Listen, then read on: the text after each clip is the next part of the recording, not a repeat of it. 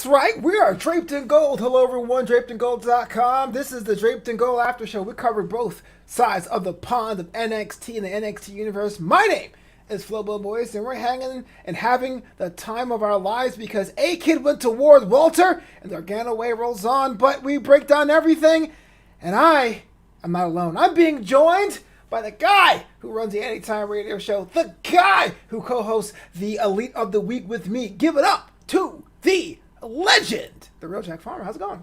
It's going pretty well, Flobo. How are you today? You know what? I can't complain, man. It's a great day. It's NXT UK, the most action-packed hour on television, and we had a banger this week, didn't we?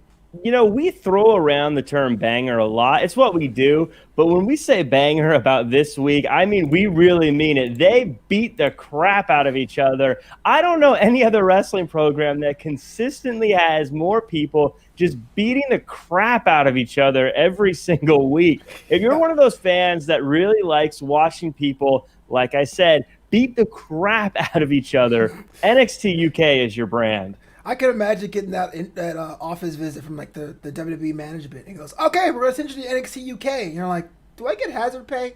Yeah. Ooh.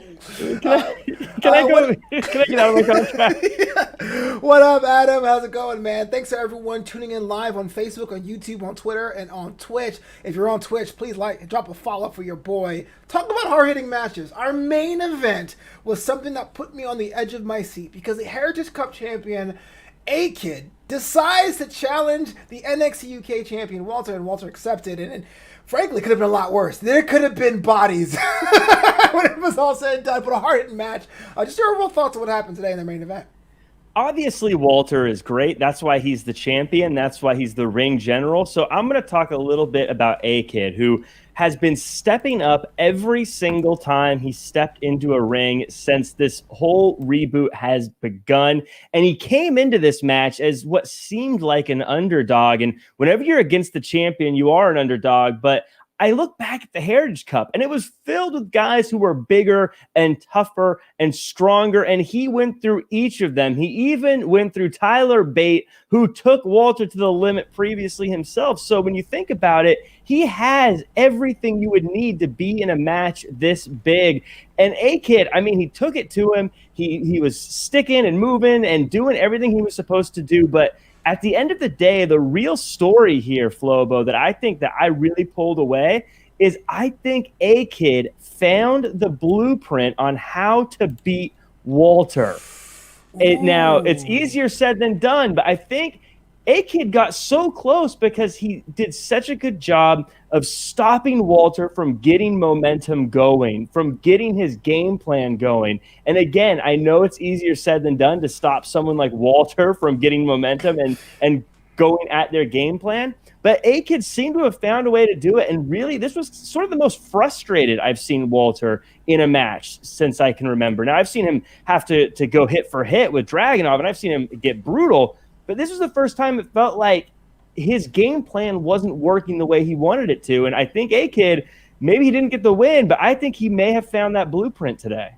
So I agree with you 100% about A-Kid finding that blueprint. Of all the matches Walter had this year, this one wasn't clean in the fact of Walter's case. It was definitely something he had to come and dig deep and find things of. But the thing I would differ with you is the blueprint for A-Kid and A-Kid alone, or did he open up the blueprint to everyone else on the roster? I'm watching this match. I'm thinking a guy his size. I'm thinking like Ashton Smith, maybe taking notes to find out how do you chop down the tree that is the NXT United Kingdom champion. Well, again, it's one of those things that it's easier said than done, It's easy to say, oh, yeah, just stop Walter from doing what he wants to do. It's no big deal. By the way, I was watching this.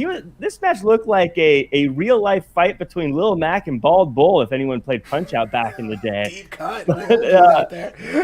But man, so could it work for someone else? I don't know. But I think that if I'm someone who's lining up for a shot at that title, this is the match I'm going to go rewatch. Dragunov's match was amazing. We gushed over it all year, at the end of the year last year, but I certainly don't want to go into the game plan where I try to go hit for hit with Walter. So I think looking at this, if you are that person that's lining up the next shot, and there's a few people that seem to be there, I'm thinking to myself, how do I use my skills to keep Walter from getting going. Now, unfortunately, Walter likes to smother people, and that ring is only so big. So A-Kid did get caught, but he did a phenomenal job game planning this, and it was a fun match, and I was really into it. Walter, every match Walter has is a match of the year candidate. This was great. Yeah, I have to agree. But you mentioned Ilya Dragunov, and he had a little bit of a moment today going to Jack Stars, which I respect the fact that Ilya understands he wants to be at his best, but it does come off as a little bit of low-key shade to be like, yeah, you're the first guy I wrestled, and I'm back, so wouldn't be my level 1 boss. What's going on with that? Ilya Dragunov, Jack Stars, happening soon? I was going to say it's interesting because there's a lot of people right now that seem to be lining up to be the next number 1 contender. I can think of 3 or 4 off the top of my head where Dragunov seemed like the clear-cut guy just recently. Again, it seems like it feels like low-hanging fruit. It seems like he's trying to face someone that he knows he can get an easy win from, and that's no disrespect to Jack Stars. It's just that Dragunov, I mean, when you saw that he could hang with Walter, Dragunov's on a different level. And for a little bit, I was kind of like, he's going for an easy win, try to get some momentum going. But then I thought about it. Dragunov's probably still recovering from that match. He's still probably not 100%. So maybe this match is going to be a little bit more level than we're giving it credit for. Maybe you're right, although I still think it's kind of shady. But let's talk about things that are not shady. Things are out in the open. Your girl, Kaylie Ray, the reigning, and I looked it up, she has the championship for 502 days, so she is the second longest tenured champion behind Walter at 600, over 600 days, encroaching on the top record held by Pete Dunne. But Kaylie Ray is out in the ring, and she is on a collision course with Ginny, and I asked you about this last time, about having 2 antagonists working in a match together. I don't know about you, but if I have to pick a side, I'm going with the team Ginny. She has momentum. She has Joseph Connors. She has a fashionista lifestyle. It looks like it's her title to win. Is it not? Ginny, she comes out dressed amazing. So good that even Joseph Connors seems to be better dressed, just being in her aura. I mean, as she mentioned, she has wealth, she has connections, she has power, and she is actually raising the ships around her, so to speak. That's how great she is. Kaylie Ray, though, again, I've said it before, I'll say it again. She's the champ. She's the champ forever. I think it's really cool that Kaylie Ray is thanking Ginny for finally getting rid of Piper Niven so that she doesn't have to deal with that anymore, at least for a little bit. I think that's really cool of Kaylie Ray. And I think that whether or not you're someone that likes one person or likes the other, this is the kind of matchup we're looking for because anything could happen. These two are vicious. They're both going to do whatever it takes to win, and it's going to be a kind of match that I think we're all going to love. I'm so excited that this is where things are going. Sometimes sports gives you the best possible outcome, and this is that outcome. I can't believe, I don't know how much they're paying her to say that. I have no idea how much they're paying her to say that, but I got to give the Ice on a Rap. It says, Ginny should have been the first NXT UK Women's Champion. Spicy take. I'm not sure I quite agree, but now in hindsight, it almost seems like a missed opportunity. But I will say, to Ginny's credit, she put on some muscle between that time and now she's almost undeniable in that women's division. Next week, who do you got, though? Is it Kaylie Ray? You're doubling down? Flobo, there's one obvious winner between two of my favorites, and that's us, the fans. I think we're going to cop-out answer. What? The fans always win, Jack. I always side with the champion. The champion's always the favorite. So if I'm going to have to pick a winner, I got to side with the champion. I got to go with Kaylie Ray. Well, I guess we will agree to disagree here. And when Ginny wins, I want to be right here to gloat. And be like, ha, ha, ha, ha. I feel like was right all the time. But another division getting some build there. Skizz Gala's office has the breaking news. Next week, a 4-way elimination tag match, because I love elimination matches, for the number 1 contendership for the NXT United Kingdom Tag Team Championships, which is a mouthful to say. You got Pretty Deadly. You got my favorite team, Smith and Carter, The Hunt, and Andrews Webster, all vying for those straps currently being held by the other 2 men and gals. Question for you, Jack Farmer. Who do you got, and why is it Pretty Deadly? Well, it's Pretty Deadly because they came out looking like Thor and Loki today, getting into that match. Handsome devils. I'm always going to side with the handsome fellas because I just seem to connect with people who are good looking. Anyways, no, but you mentioned it's a 4-way elimination match. I love elimination matches. We're always saying on these shows, I wish any time there was more than 2 people that they were elimination. So I'm really excited to see this. I'm really excited this is an elimination match. I'm hoping Pretty Deadly wins. I love Pretty Deadly. They're fun to me. They're entertaining. I like coming up with different handsome people to compare them to. So I think they're going to be great, but the Hunt is going to be a tough out. They are so dangerous. Eddie Dennis is so smart. I feel like if you were to rank them, the actual highest ranking team would be the Hunt, but my heart's with Pretty Deadly. I love those two. I just love the fact that in this entire match, I mentioned Flash, Morgan Webster, and Mark Andrews, who have a score to settle, and the blue chip squad of Smith and Carter, and Jack Farmer is tied between Handsome Fellows and Eddie Dennis. What is going on with you, man? Well, look, I back winners, Flobo. It's been something I've done since the beginning of time. I love Jordan, I love Brady, and I love the Hunt. I like the people that are going to win matches. And look, it's going to come down to Pretty Deadly and the Hunt. Those 2 teams are 2 of the best teams in NXT UK, and I think they're the ones that are going to win it. The other teams, it's cool that they're there. They'll keep it interesting. They'll keep it fun. But, you know, your team, they can't even seem to get on the same page with their loud pants and corny comments. Wow. If you and Ashley Smith weren't buddies before, you guys are going to be enemies now. And, you know, Oliver Carter's no slouch. I do think your people are sleeping on this team, man. They're sleeping on them.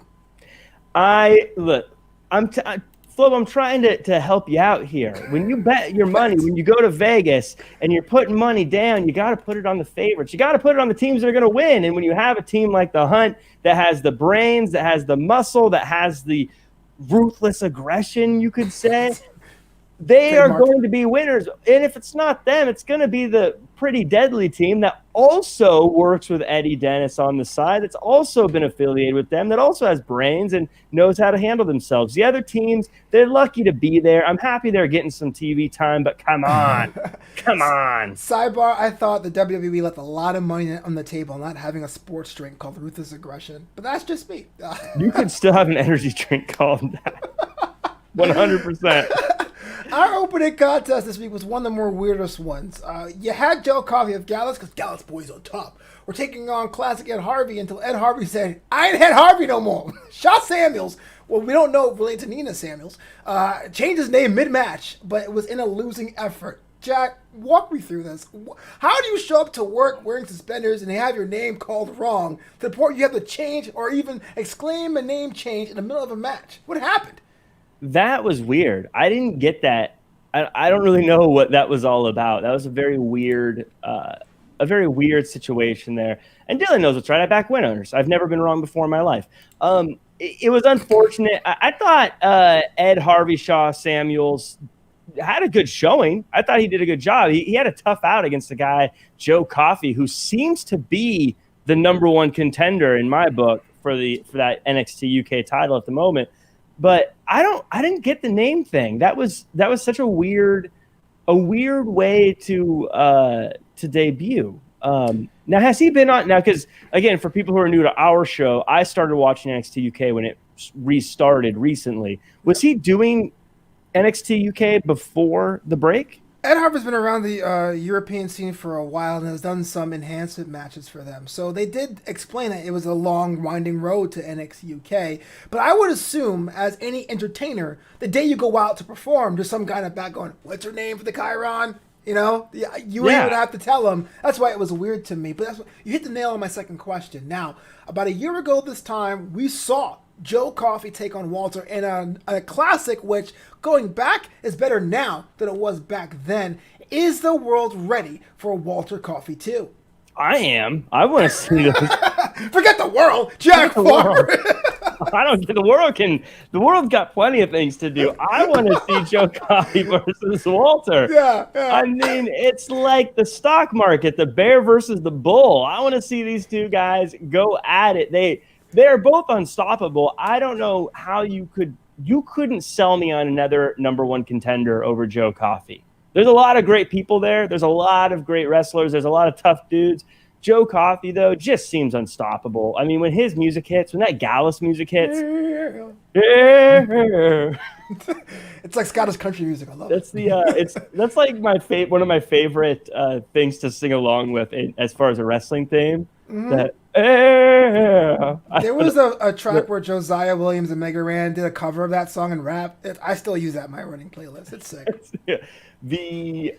I think we may have lost all our viewers with us trying to sing it just now. But, come back! But I will say, Joe Coffey, I don't know who you couldn't sell me on a better number one contender. Who, besides Walter, do you think has a realistic shot at stopping Joe Coffey in a match? No one. Joe Coffey? It's hard to say because besides Walter. The only one that's been floating around is Dave Mastiff, who's lost to both men. So I don't know. It really is an answer that I think you're right. There's no one but Coffey being built up right now. And Mastiff just took a hard L in that Heritage Cup. Yeah, that was pretty rough. That was your pick to win. Hey, you were wrong about that. Aha! I don't recall. Well, yeah, okay, there were some things that kind of went off the way it was supposed to go. There was an asterisk there. It doesn't really count against me. Things happen. Let's talk about former number one contenders. Tyler Bate, the big strong boy himself, comes out against Sam Gradwell, a guy that doesn't like his promo from last week, which is a cool way to start a fight. Sam Gradwell was on the losing end of this one, but Tyler Bate didn't look as dominant as he did in the past. Questions I have for you, Jack. Is Tyler Bate the same man he was in 2018, or is Sam Gradwell that good? I think Sam Gradwell's that good. He's had a tough string of losses, but he's a banger, man. He comes in swinging. He does damage. If NXT UK had that mid-card title, I would say it's his for the taking. That just seems kind of where he's at right now. And I mean that in the best possible way, just because it's very top-heavy in NXT UK is the only issue. And I think that he'll break through there eventually himself, too. But he's had quite the gauntlet of competitors that he just keeps going in the ring with. I think he's great. I like Gradwell. I think that I didn't give him enough credit at first when I first saw him, but man, he can hang with people. And Tyler Bate, I think he's amazing too. I think of him very much like the Daniel Bryan of the NXT UK brand. Just because some of his matches aren't fast, just because they're not dominant, doesn't mean it's not because he's good. He's just talented, and he's doing things his way, and he's doing things smart instead of trying to get fast wins.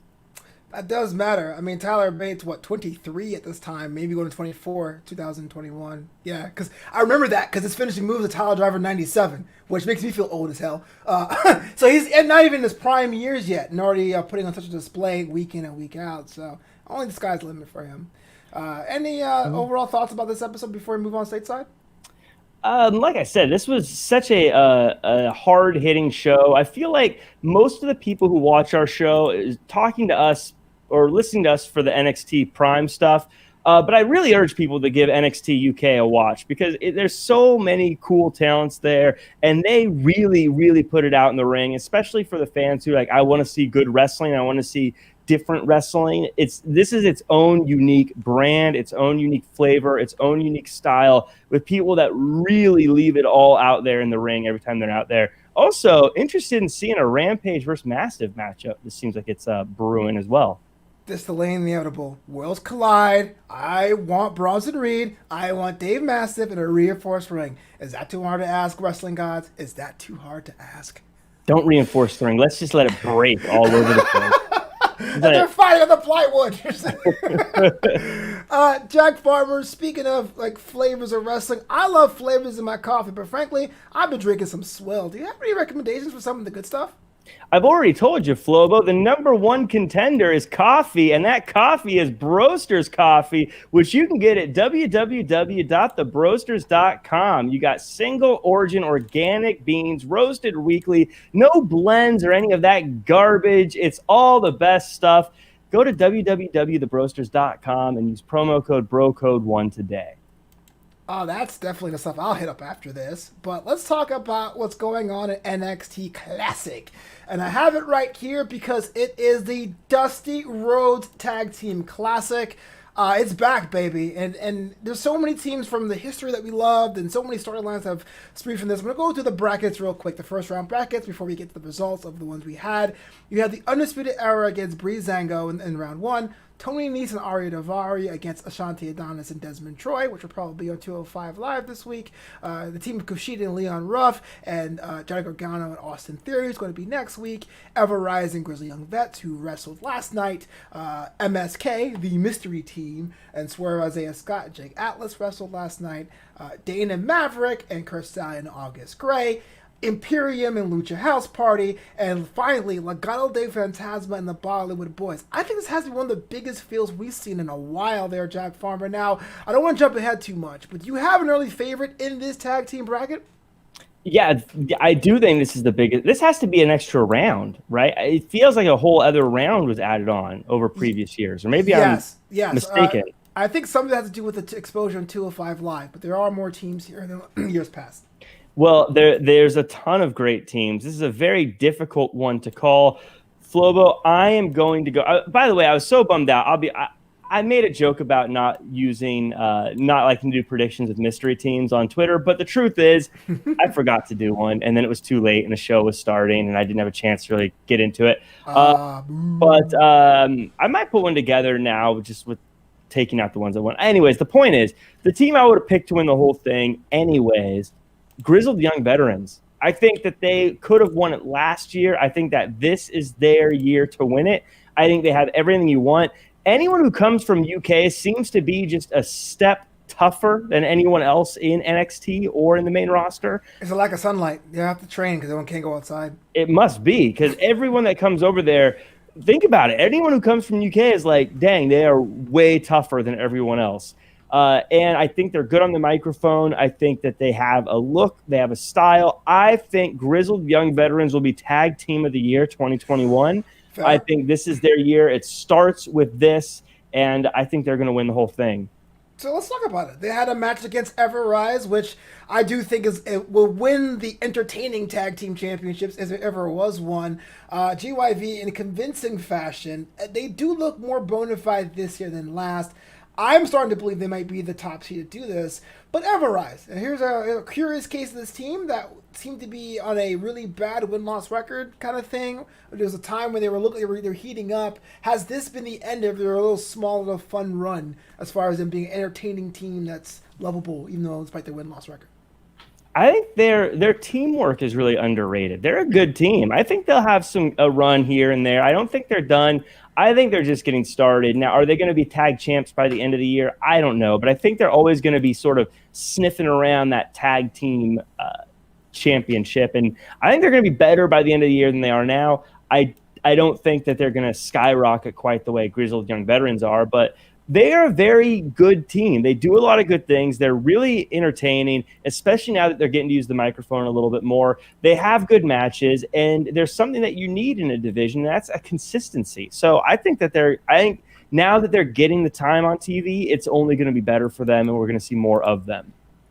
Speaking of that Dusty Tag Team Classic, we got the announcement of the women's field next week, and I can't wait for that because, frankly, this is the first time we're going to have both of these things happen concurrently. The next NXT TakeOver is, Valentine's Day? So there's time to build up to a finals, but if people who say that tag team wrestling is dead, between NXT and AEW, you get all the tag teaming you want. You know what I'm saying? And I love it. And I want to add, too, I love that I was thinking about this today, I love that it's the Dusty Rhodes Classic, and I like how WWE puts legendary names onto their championships. And as you mentioned with like AEW, I love AEW as well, and I love their things, but tag team tournament doesn't seem to have the same feeling of legacy as the Dusty Rhodes Classic, right? True.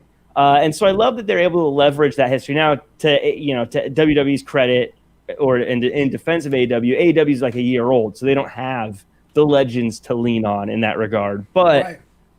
I like that. Even though it's essentially the same thing, it's a tournament, it just sounds so much more legendary to say, I won the Dusty Rhodes Classic, as opposed to, I won a tag team tournament. That's fair. I think you're the best hype man for that stuff. Dylan Matthews calling it. LeRae, Indy Hartwell will win the Women's Dusty Cup. I'm calling it. Why not? I mean, They should. Indy Hartwell is one of those people that I liked for a long time. I'm not so sure of her being in the way, but little by little, week by week, I am being more and more on board with it. So why not give her the accolade? She's indie wrestling. Oh, right. If we support indie wrestling, that's... She's, yeah. Yeah, whatever. The other tag team Dusty Cup match, we had Swerve, who took the pin today. Yes, you kept taking my girl. And Jake Atlas taking on the mystery team, which ended up being MSK. We didn't know what it stands for as of last night. But this is the former Rascals. WWENXT is now going by Nash Carter, and Dez is going by Wesley, which took me way longer to figure that out. I care to admit. But Carter and Lee, not the Rush Hour Carter and Lee, but this Carter and Lee is victorious. Thoughts about that? The debut, they're winning this match, they're positioning it in the tag team tournament. What's up, Jack? First off, I missed it. Where did they say that? What did MSK stand for? I don't think it's revealed. If you guys know in the chat, let us know. But I tried looking for it, and that has not been revealed yet. That seems like something that they should they should let us know. Because if it's just MSK, that's just a random thing. But the Mean Street Kids, man. What's up? The Mean Street Kids. That's what they're called now. First and foremost, let's talk a little bit about Jake Atlas and Isaiah Swerve Scott. I thought they were a phenomenal team. I thought they worked together great. I wanted to see them tag team more. I was blown away by how they were able to complement each other throughout the match. It looked like they had been tag teaming for years. Yes, I agree. It was a bummer that they didn't get the win here because I'm a big Swerve fan. And I like Jake Atlas as well, but it seems like there's more for them going down the line. MSK, I thought they came in with a ton of energy. They came in with a ton of fire and bounce in their step. I kind of think they should have instead of being a mystery team, I think it would have been better to have just said who they were and hyped it a little bit, because I think this was a team that the people who watch NXT know who they are, and I think it would have been fun to know that they were coming. I agree with you. I think if this year happened in a bubble, like a COVID, but an actual bubble, I would agree with you. I do think, though, there was a bit of that magic last year when the Time Splitters showed up. It was like, oh, the Time Splitters! And that was kind of the mystery team. I thought they tried to put lightning in the bottle a second time around, and it didn't quite work because New Japan has a bigger footprint than Impact Wrestling. I'm not knocking the promotion. I'm just saying it factually. There's more places to watch New Japan than our Impact, and I think that's what really hurt them in the long run. MSK is already over, Dylan Matthews says, and they put them out there really quick. True. Yeah. I thought they did great. They seemed a lot more WWE polished in their presentation, it seemed. To me, from their Impact presentation. Well, they came up to a bong hit in their theme music. I mean, they'll have to change it, yeah. But yeah, I thought they were great. They seemed fun. They seemed exciting. I'm ready to see them come out and do some more stuff. So in that case, it was a successful debut. It did make me think, though, if I was a team, like let's say you and I were in the Undisputed Era and we're going to be in this tournament, why don't you just say, hey, William Regal, can we be a mystery team? Like, why isn't the mystery team ever just a team that is just a normal team? Because he's like, William was like, no, the fans would hate that. I don't want them to. I don't want these guys to scout me. I don't want them to know how to handle this. By the way, poor Swerve and Jake Atlas. You know it's always a bad deal when it's two former enemies put together against a mystery team. That's not a recipe for success. Well, you hit the nail on the head. They had a little bit of a scuffle, a kerfuffle, a rigmarole after the fact. And Swerve, being the Swerve it is, get in the face of the colossal Bronson Reed. Swerve's going to die, isn't he, Jack? I think the message to take from this is that Atlas is a punk. He just stood there and had someone else stand up for him. This is wrestling. What is he doing just standing back there thanks, Bronson. I'm glad you stood up for me. I was very nervous. You're possibly right, but I'm also a punk, so it's totally fine. I'm cool with this. That said, I would try to say something over Bronson's shoulder, but he's so big, I don't know if I'd be able to. Take Atlas, you're so relatable. I like you so much. I see me and you. But I'd love to see Bronson versus Swerve. I want to see Swerve get some wins, though. You know what Swerve should do? Swerve should go challenge Jack Stars to a match. He's gonna fly in. Look, I mean, I'm desperate for a win, so I flew into England and quarantined 12 days to make sure I have a match against you. Jack Star's like, why me? I don't know. I'm a fan of Dragunov, and I want to follow his footsteps. Yeah, but I think that'll be fun. I think I know we have our personal preferences on Swerve and Bronson, but that's going to be a fun match. Oh, absolutely. I mean, I didn't have a problem with Swerve until you broke my heart. So I hope Bronson kills him. So anyway, and also in tag team action, our main event was the former NXT champions taking on a former set of NXT champions, tag team champions, Breezango, Undisputed Era. To me, the victory wasn't in doubt. I felt the Undisputed Era were the heavy favorites, especially what's going on in the background with Finn Balor and the Pat McAfee brand without Pat McAfee. But the question I have is, how does a super kick end a match? What a throwback! Jack, help me out. What a funny thing. Last night I say no one wins a match with a super kick anymore. Spoiler alert. It happened. Yeah. Asterisk. It was interesting. I like how Undisputed Era is now using red as their color. It does feel like a new era for the Undisputed Era with that, as simple as it is, just that little color change.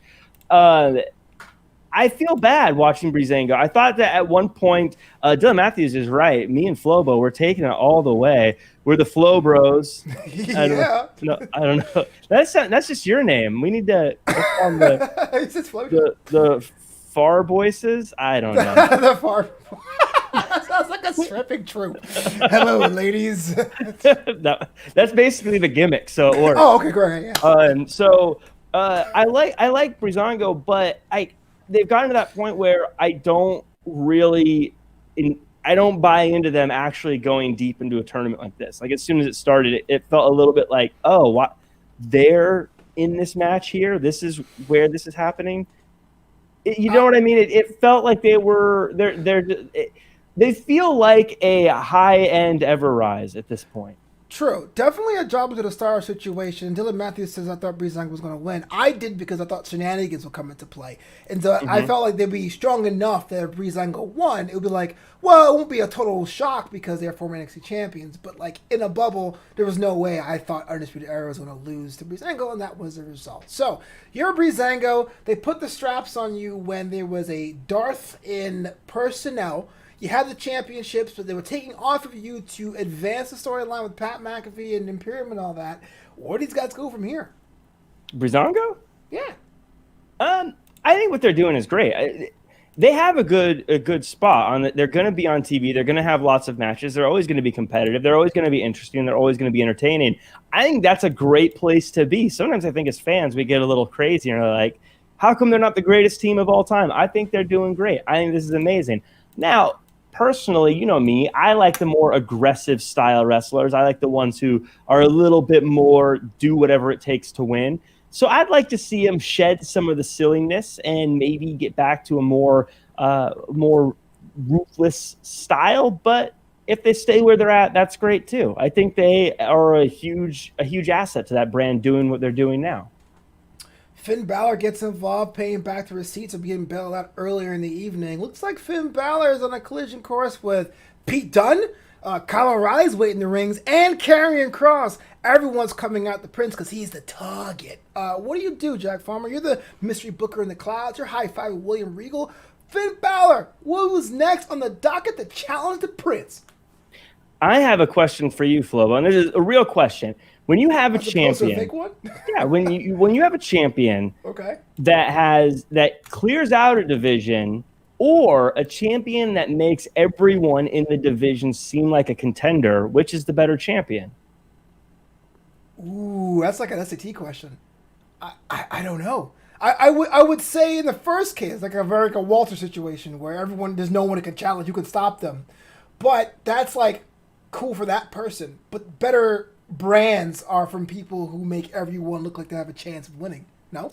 Because right now it feels like there's 4 guys all gunning for Finn Balor right now, and they all seem like they have a pretty good shot at him.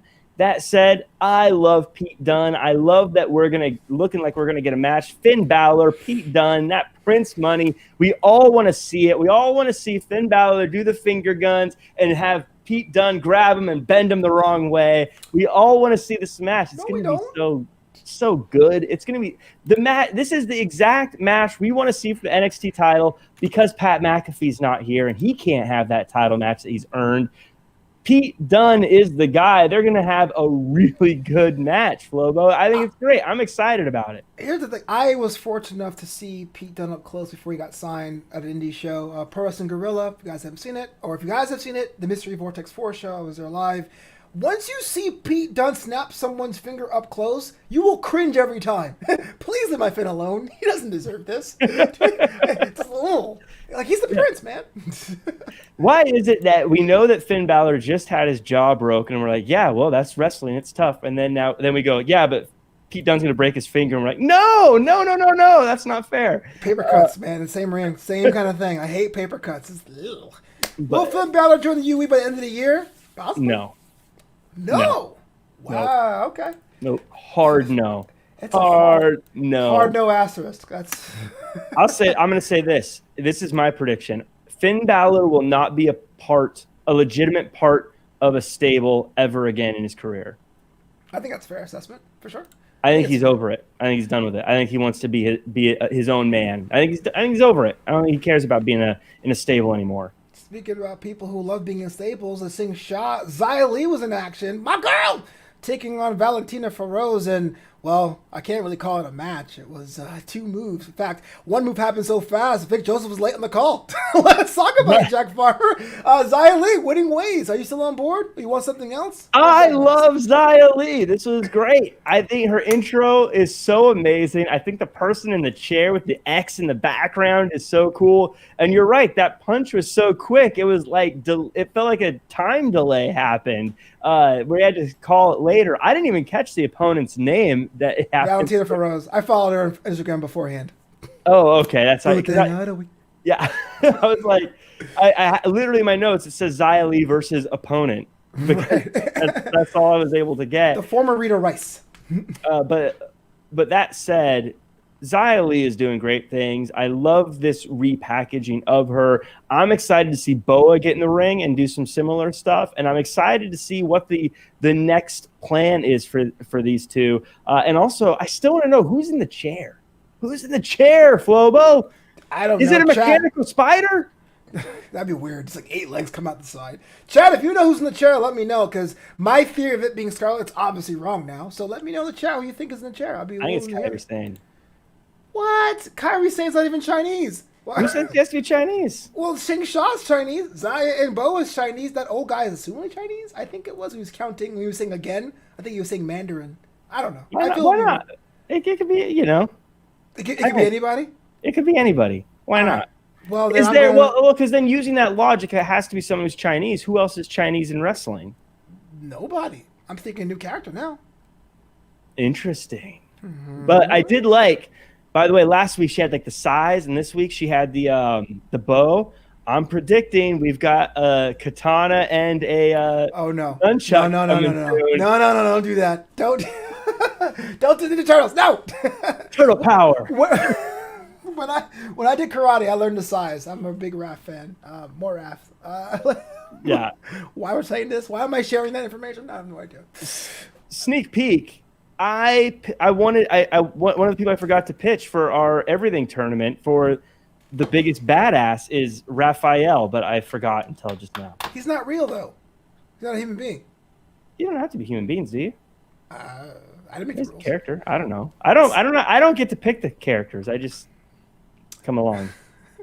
Let's talk about your boy Dexter Loomis, man. Had a match against Johnny Gargano and Johnny Gargano comes out on top, but Dexter Loomis gets some kind of comeuppance, but the question still stands. I know we can't say his full name in front of you, but is he cooling off, bro? Because it seemed to me this time, around the summer, he was the hottest thing on NXT brand, but now he's kind of floating around. I mean, listen, things with Loomis was bad before, but then he drew those pictures of Austin and Johnny, and now things are personal. Yeah. Now things are real. because you don't get away with drawing a picture of Johnny Gargano crying and get away with it. That is crossing the line. It's going too far. And I'm glad that today Johnny Gargano finally put an end to this guy. By the way, congratulations to Johnny Gargano and his team, the Browns, getting a win in the playoffs. Happy for those guys. Another good day for the Way. I'm excited to be a part of this team and being all in with the Way, by the way. But, I mean, look, Dexter's this creepy dude, and it's great, but I don't really know what else to do with him. Well, I gotta be honest with you. The picture that Dexter Loomis drew was pretty nice. It had nice shading on it. You could tell you put some time in the value and the contours, and I think it should be pretty much in a museum somewhere. But you're right. It doesn't matter. It's all about wins and losses, and poor Dexter Loomis seems to be that guy that's, as we thought he'd be the top of that division, is now kind of the sacrificial lamb when it comes to this kind of things. I guess filling in the spot for Cameron Grimes that he nurses his injuries, and I wish he has more of a decisive victory. He might get it against Austin Theory, but yeah, this match last night did him no favors. To be fair, it was a good match. It was hard hitting. I didn't know which way it was going to go. But you know, like you have this creepy villain and Johnny Gargano, like a Marvel movie character that he likes to base his tights on. He overcomes and he wins, and it's great. I don't know. The issue with someone like a Dexter Loomis is unless someone is antagonizing him, it doesn't really make sense. True. Like unless someone is going out of their way to pick on him, but because his character is so reclusive, why would someone have someone? It's almost like Aleister Black in the closet saying, "Pick a fight with me." Someone has to go out of their way to pick a fight with him for it to make sense. Pick a fight with me. Speaking of picking fights, I didn't want to talk about it, but I guess I kind of have to. Candice LeRae had a match against Shotzi Blackheart. And you're going to sit here and tell me how amazing Candice LeRae is for defending her honor and blah, blah, blah, blah. Mm-hmm. Candice wins pretty decisively. I didn't think she'll put her away with a swinging neck breaker. That threw me off. That was the first shock of the night, beyond the super kick. But it seems like this one's done. This storyline is done. Candice LeRae gets to walk around, destroy a tank, and win. And Shotzi Blackheart needs somebody else. No? I hope Shotzi Blackheart finally lets this go and moves on. I remember that this was a rivalry that was going and building, and then Candice LeRae won, and she's like, hey, let's just call it even. We'll move on, go our separate ways. Shotzi kept coming back, kept getting involved in her matches, kept going out of her way to try to get at Candice, who's just trying to be a good role model to Indy and everyone else in the Gargano family.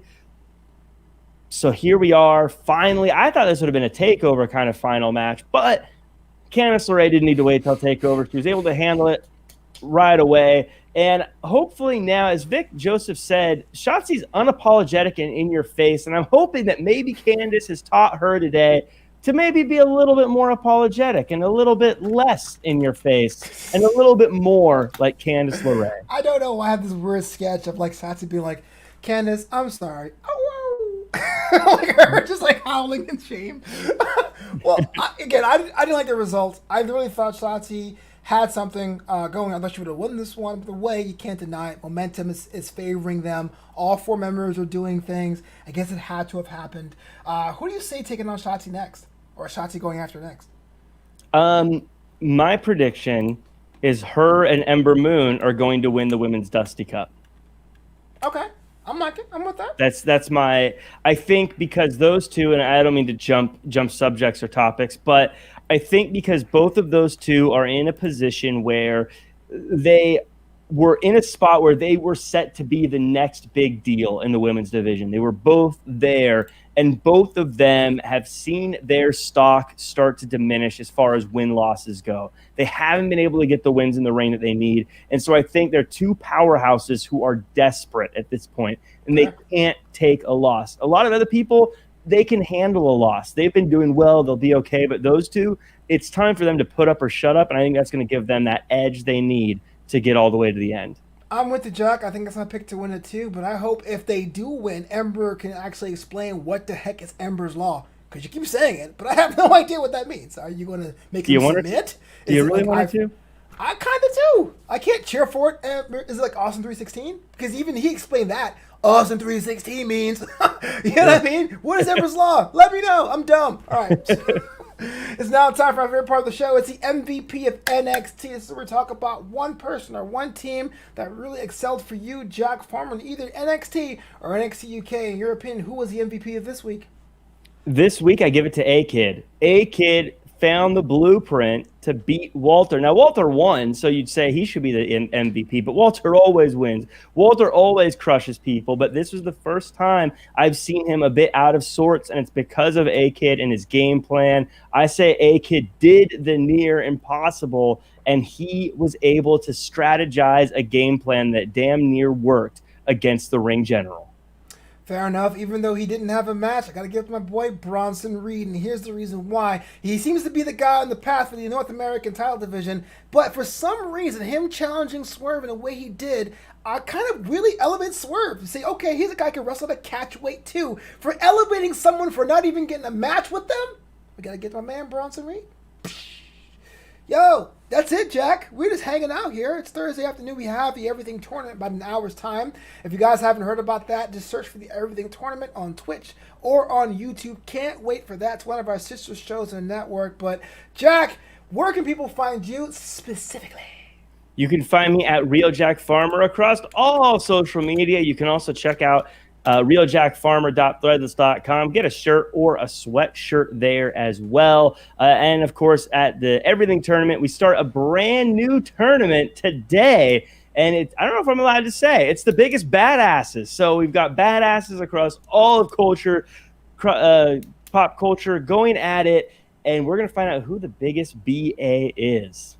Unfortunately, I couldn't enter the tournament because I'm actually one of the panelists, so I understand. So, but for me, it's at Flobo Boyce on all social media. Learn more about this show at Draped in Gold at drapedingold.com. And if you're just hanging around and you're like, man, I wonder what Flobito's working on, the website, the classic one, flobito.com, new content every week. I am out. Jack is out. Lead us out, good sir. Say the words. Do your best and be yourself.